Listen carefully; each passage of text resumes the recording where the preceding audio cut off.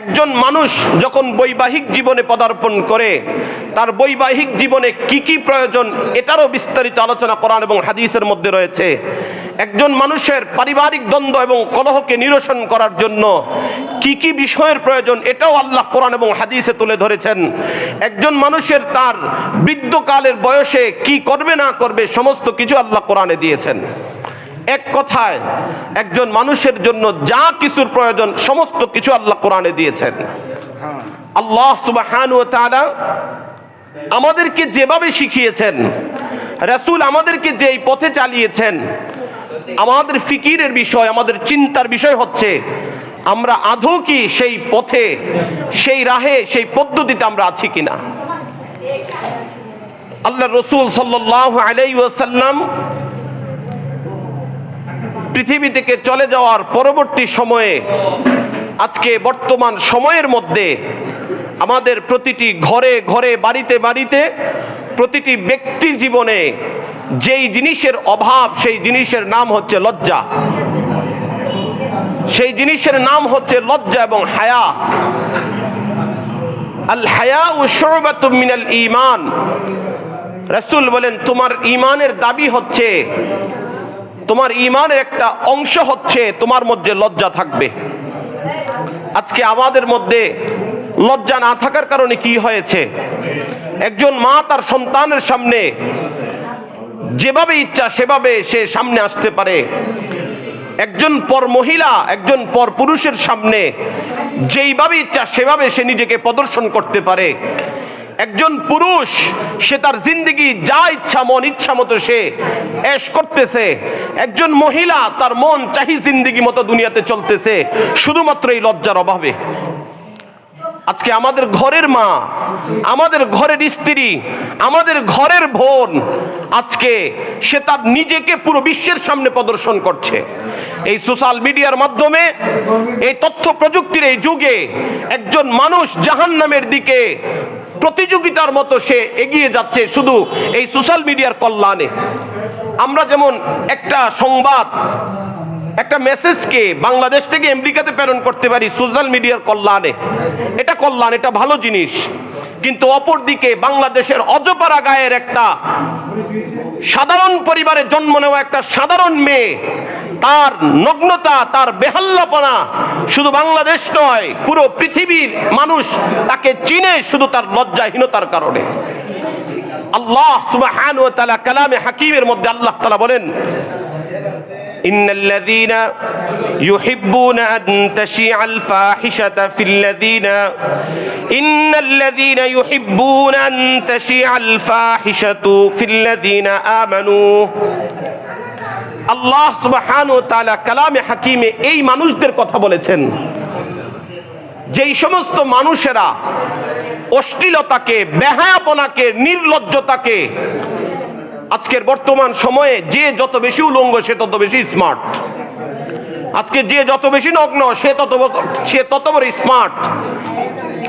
আল্লাহ তাআলা বলেন, ইন্নাল্লাযীনা ইউহিব্বুনা আন তাশিআল ফাহিশা, নিশ্চয়ই যারা ফিল্লাযীনা আমানু, যারা ঈমান এনেছে, এই ঈমানদারদের সমাজের মধ্যে যারা নগ্নতাকে, যারা অশ্লীলতাকে ছড়িয়ে দেওয়াটাকে পছন্দ করে, রব্বে কায়নাত বলেন লাহুম আযাবুন আলীম ফিদ দুনিয়া ওয়াল আখিরাহ, আমি মালিক তাকে দুনিয়াতে কষ্টদায়ক যন্ত্রণা দিব, আমি আল্লাহ তার জন্য আখিরাতের মধ্যে কষ্টদায়ক যন্ত্রণা দিব।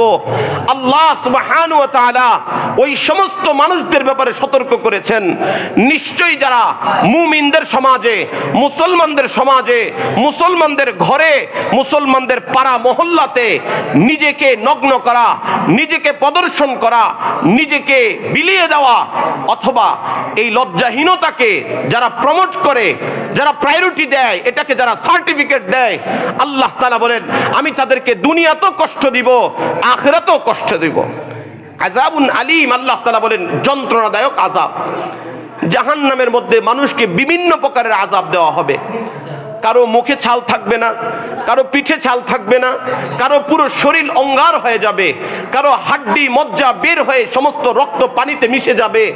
আল্লাহ বলেন যারা অশ্লীলতাকে, বেহায়াপনাকে যারা ছড়িয়ে যাওয়াকে পছন্দ করে, যারা নিজেকে প্রদর্শন করা, নিজের নগ্নতাকে মানুষের সামনে তুলে ধরাটা যারা পছন্দ করে, আমি আল্লাহ তাকে আযাবুন আলিম দিব, যন্ত্রণাদায়ক আযাব দিব।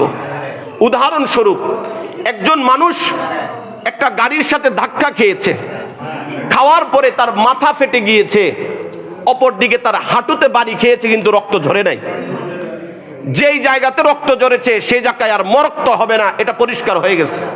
কিন্তু যেই জায়গা থেতলিয়ে গিয়েছে, এটা এই জায়গাটার জন্য আর কোনো নিরসন নাই। যদি এটাও ফেটে যেত তাহলে এটাকে চিকিৎসার মাধ্যমে শুশ্রূষা দেওয়া যেত, কিন্তু এই ফেটে যাওয়ার থেকে ব্যথার যন্ত্রণা অনেক বেশি, ব্যথার ক্ষতিটা অনেক বেশি।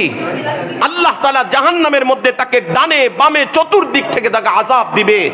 যেমন মানুষ খোলার মধ্যে যেমন রুটিকে এপিঠ ওপিঠ যেমন তাপ দিতে থাকে, ঠিক তদ্রূপ ভাবে জাহান্নামের মধ্যে এই মানুষগুলোকে ডান পাশে বাম পাশে, তাদের পিঠে তাদের পেটে এভাবে আযাব দেওয়া হবে। তাদের চামড়া পুড়বে না, তাদের গোশত খসবে না, তাদের হাড্ডি গলবে না, তাদের রক্ত পড়বে না, কিন্তু তাদের আযাবের ভয়াবহতা এমনটা হবে, মানুষ ব্যথার কারণে চিৎকার করতে থাকবে আর মালিককে বলতে থাকবে, মালিক আপনি আমাকে আজকের দিনে বাঁচায়া দেন।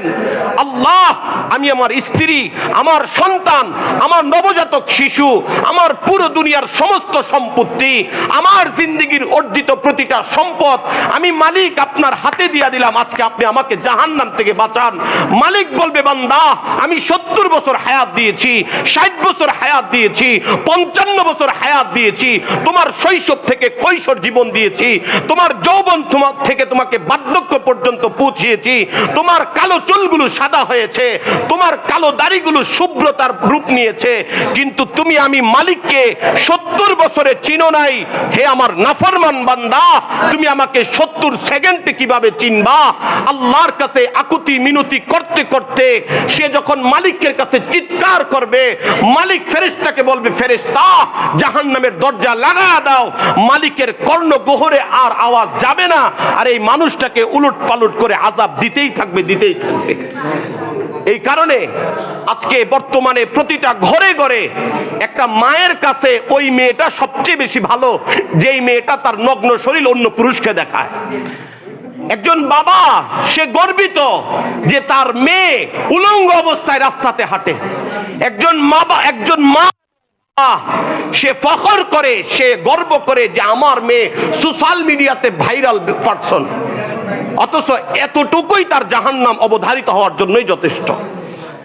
এই সমস্ত কর্মগুলো, এই সমস্ত কাজগুলো, এগুলো হওয়ার পিছনে সবচেয়ে বড় যে জিনিসটা, সেটা হচ্ছে মানুষের ঘরে ঘরে কোরআন আছে। প্রতিটা মুসলমানের ঘরে কোরআন আছে। প্রতিটা মুসলমানের ঘরে কোরআন যেমন আছে, প্রতিটা মুসলমানের ঘরে সুন্দর সুন্দর ফার্নিচার দিয়ে সাজিয়ে রাখা হয়েছে। আজ থেকে 20 বছর আগের কাহিনী যদি তুলে ধরা হয়, মানুষ এক মুষ্টি খাবারের জন্য কত কষ্ট করেছে।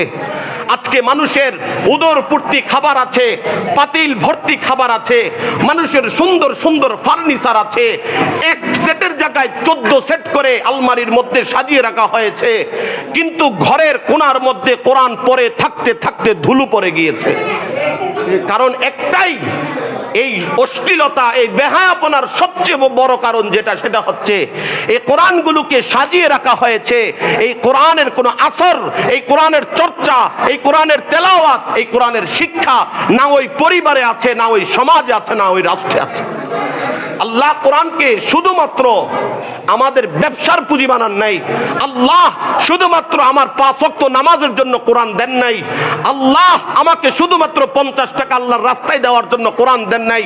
আল্লাহ কোরআন দিয়েছেন আমার রাষ্ট্র থেকে, আমার সংসদ থেকে, অজপাড়া গায়ের মহল্লার প্রতিটা ঘরে ঘরে এই কোরআনকে বাস্তবায়ন করার জন্য। আল্লাহ কোরআন দিয়ে শুধু আপনার 5 ওয়াক্তের জিম্মাদারি পালন হবে না। আল্লাহর কোরআনের জিম্মাদারি শুধু 5 ওয়াক্ত দিয়ে হবে না। আল্লাহর কোরআনের জিম্মাদারি শুধুমাত্র কিছু টাকা আল্লাহর রাস্তায় দান করার মাধ্যমে হবে না।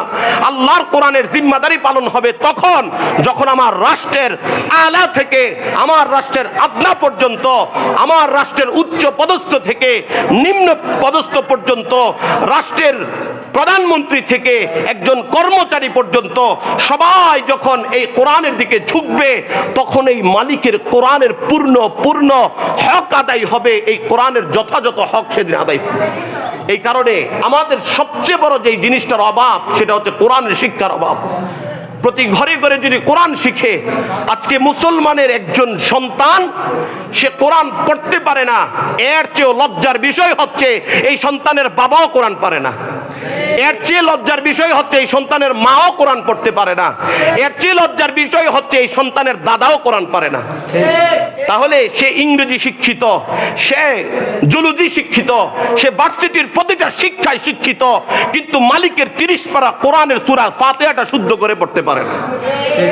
এই কারণে যখন এই কোরআনটাকে আমরা শিখব, সিনায় ধরব, মাথায় রাখবো, আল্লাহ তাআলা বলেন এই কোরআন শাফিউন মুশা, কোরআন এমন এক বাণী, এমন এক গ্রন্থ, এটা কাল কিয়ামতের ময়দানে রাসূলের শাফাআত যেমন গ্রহণ করা হবে। আল্লাহর রাসূল সাল্লাল্লাহু আলাইহি সাল্লাম বলেন আল কোরআনু শাফিউন মুশাফফাউন, এই কোরআন এটা শাফাআতকারী। আল্লাহর রাসূল বলেন শুধু শাফাআতকারী নয়, মুশাফফাউন, যার শাফাআত গ্রহণ করা হবে। কোরআন হচ্ছে এমন এক জিনিস।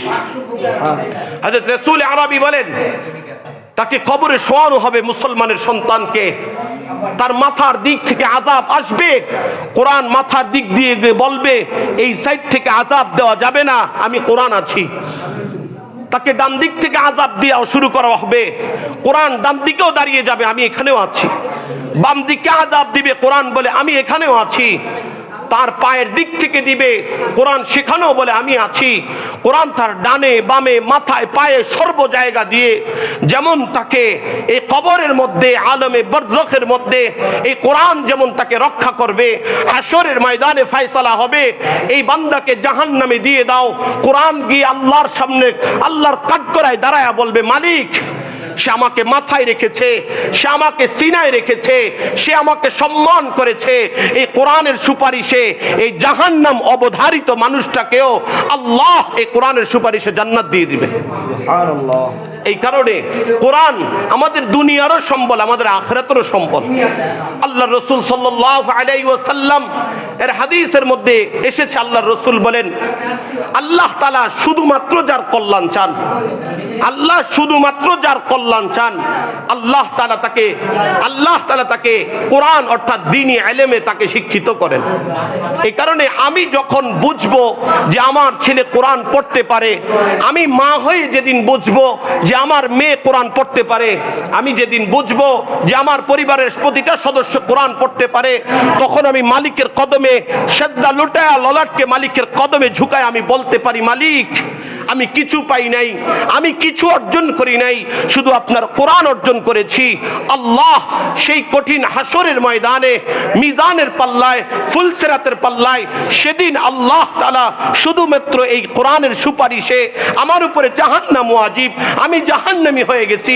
মালিক বলবে যাও, শুধুমাত্র এই কোরআনকে সম্মান করার কারণে আজকে তোমাকে আমি জাহান্নাম থেকে মুক্তি দিয়ে জান্নাতের ফয়সালা দিয়ে দিলাম। সুবহানাল্লাহ।